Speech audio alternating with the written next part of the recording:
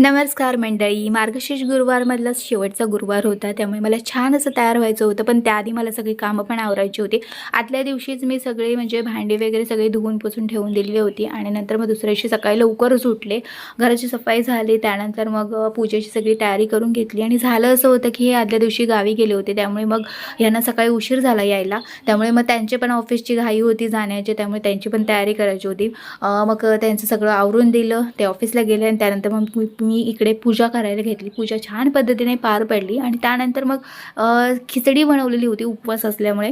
आणि दुपारचं जेवण वगैरे काय मी बनवलं नव्हतं ह्यांच्यासाठी, कारण की ह्यांना बाहेर जायचं होतं जेवायला, म्हणजे माझ्या मामी बहिणीकडे गणेश पूजन ब्राह्मण भोजन वगैरे होतं, त्यामुळे मग ते तिकडेच जाणार होते जेवायला, म्हणून काय त्यांचा प्रश्नच नव्हता जेवण्याचा. नंतर मग संध्याकाळी आम्हाला जायचं होतं भाऊजींच्या बड्डेला, त्यामुळे मग मी दुपारी काही त्यांच्या तिकडे गेले नव्हते. संध्याकाळीच म्हटलं बड्डे आहे तर म्हटलं त्यावेळेस जायचं, म्हणून मग संध्याकाळी जायचं होतं. मग त्याच्या आधी मी सगळं आधी रात्रीचं जेवण वगैरे सगळं बनवून घेतलं. मग आरती वगैरे झाली देवीची आणि त्यानंतर मग आम्ही निघालो मामी बहिणीकडे. मग त्यांचा बड्डे होता भाऊजींचा, त्यामुळे बड्डे सेलिब्रेशन झालं आणि त्यानंतर मग परत आम्ही घरी रिटर्न आलो. उपवास सोडायचा होता, त्यामुळे मग उपवास सोडला.